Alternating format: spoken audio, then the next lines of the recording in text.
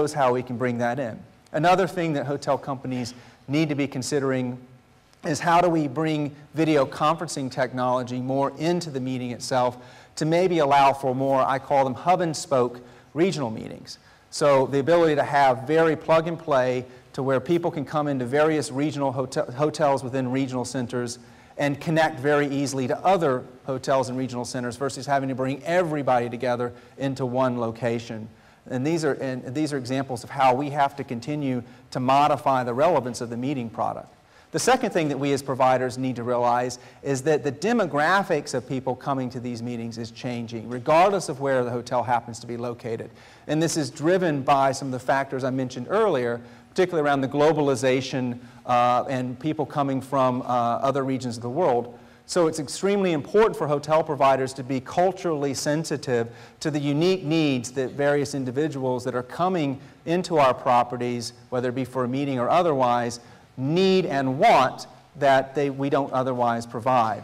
And that's an example of where Hilton is doing something there, again, is the Hilton Huanying program that we have recently announced, which a hotel can be certified, if you will, certified to be able to provide certain sets of culturally relevant services and product offerings to Chinese travelers, and Chinese travelers know that if they book a Huanying certified hotel, that it will have those types of services. And this is just one example, and you're going to see hotels doing this more and more and more, recognizing that more of the meetings are going to be booked and coming from people offshore, regardless of where the hotels are located.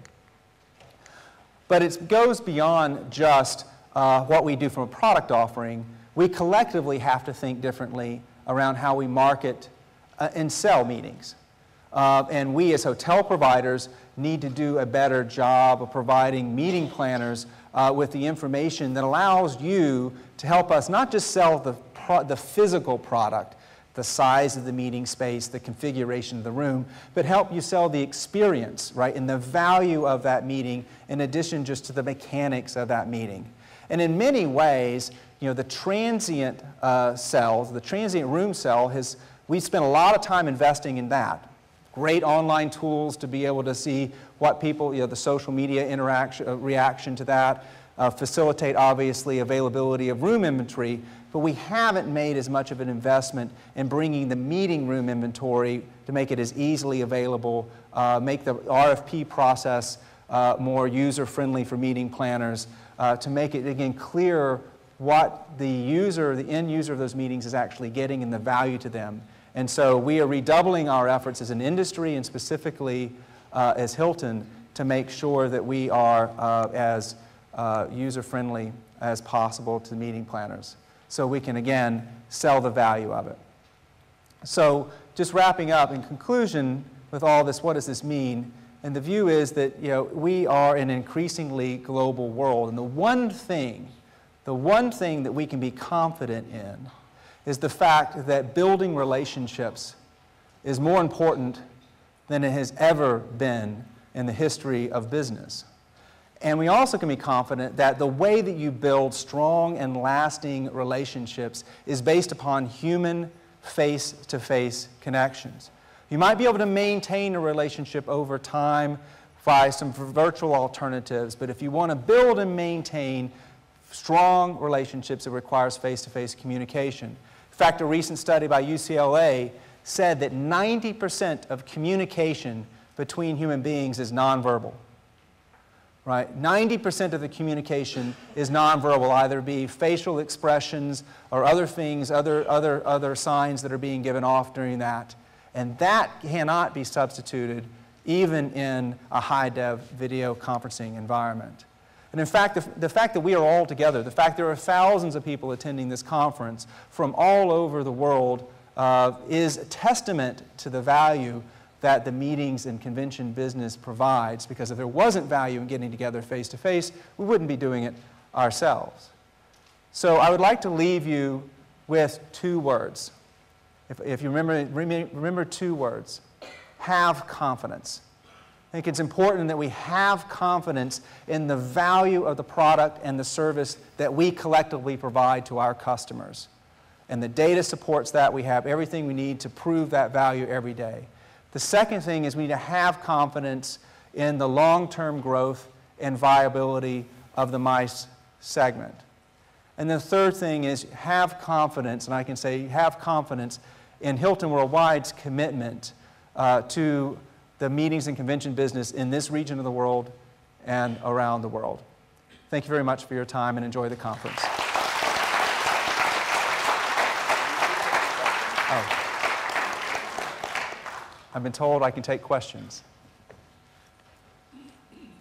Anyone have questions for Paul? There is one over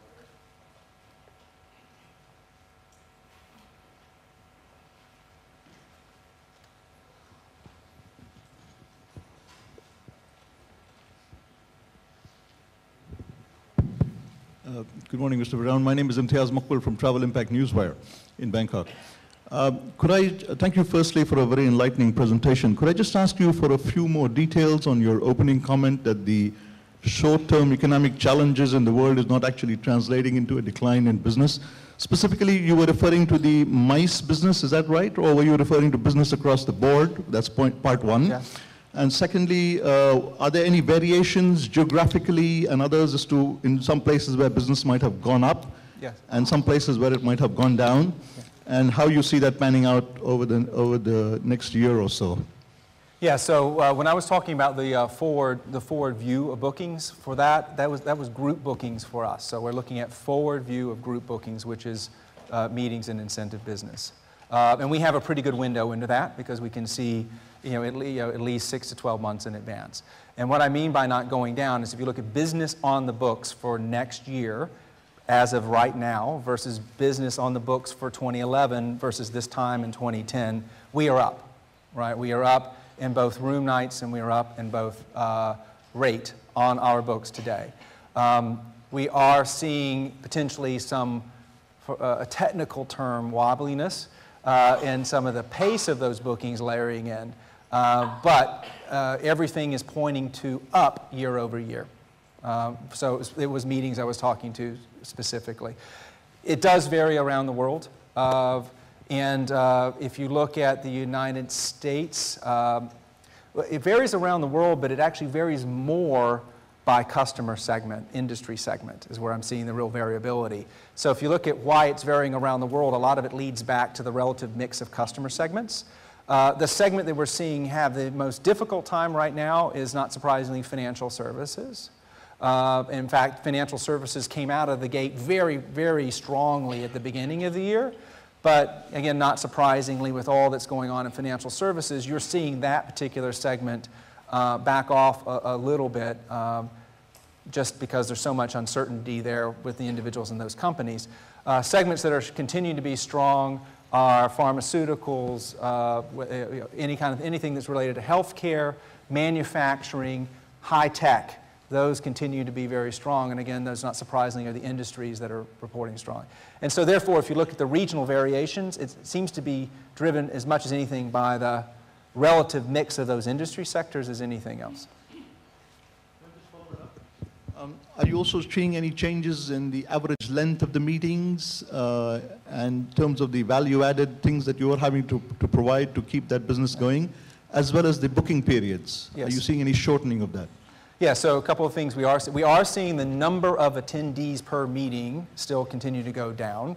Now, part of that, I think, is attributed to the large citywide convention business, particularly in the United States, has not come back as rapidly as some of the other business. So some of the relative size of meetings, I think, is driven as much by the mix in the meetings as less people attending the same type of meeting. And then if you look at the duration of those meetings, the data hasn't suggested a fundamental shift on that. People may be shaving a day or so off, but we aren't seeing a huge difference in trends. If you look at booking windows, that has changed, but it's changing back. Part of it is, I don't need to tell you, coming out of 2008, you didn't have to do a lot of pre-planning to be fairly confident that there was space available. Right? And so people were trained on the fact that I don't need to book as far in advance because it's highly likely there's going to be a room or meeting rooms are going to be available. And so therefore the booking window shortened dramatically coming out of 2008. Well, as hotels have filled back up and people are now increasingly calling and saying, I want to book a big meeting and there's not space available, it's causing the booking window to lengthen back up again. And so there's a little bit of this going on, whether it shortens back again going into next year. It's still certainly not up to the same booking length, window length that it was in 2006 and 7, which you knew if you were trying to book a meeting, particularly in large cities, in 2006 and 7, you needed to plan pretty far ahead because there wasn't space available. Yes. Okay. I'll go with wherever, yeah. There's one more question?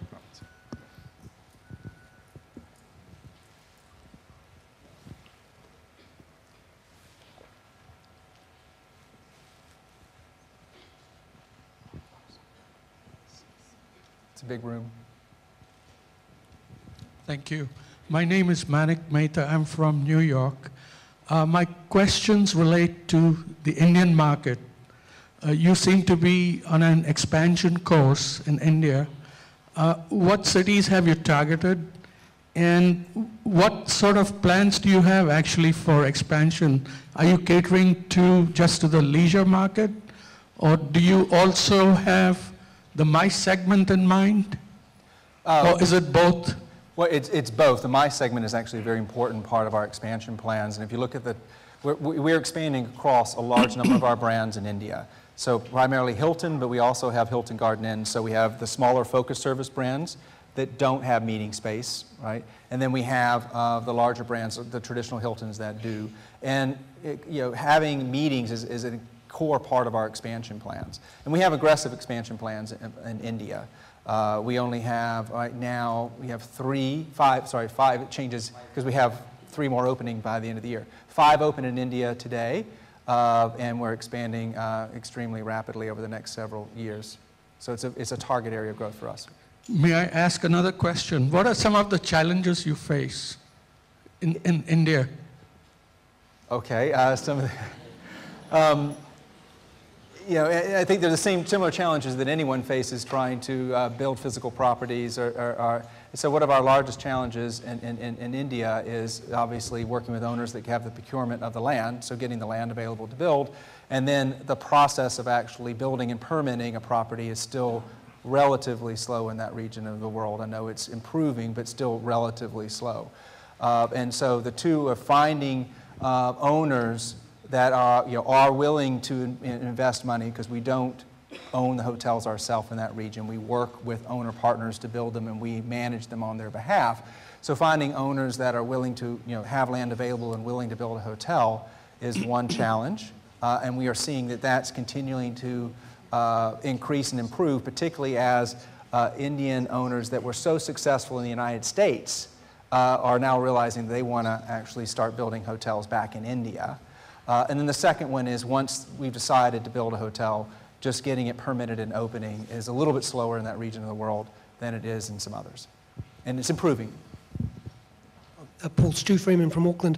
One of the challenges the industry faced in 2008, 2009 and 2010 was a perception thing. A lot of people were saying that government sector particularly and some large corporates cut back on meetings because they didn't want to be seen to be getting together and rewarding staff. Is that still an issue for the industry, or are you noticing some improvement there? Well, I mean, we still have an issue with that. And in fact, in the United States, we had yet another recent, shall I say, explanation. I don't even know what to say. What our president's made another comment around the tourism industry, and that's probably not quite positive. And so that is something that we battle, and the industry, I think, is doing a better job within various regions of the world. I know in the United States, the industry has gotten very aggressive at lobbying the government and having the government understand how many jobs are at stake with every comment that they make.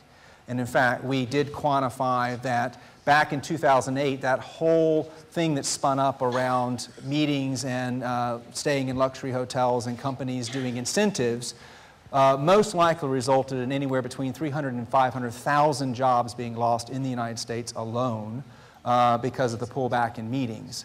And those numbers are large enough to get the attention of any government, and so I think we've been doing a better job there.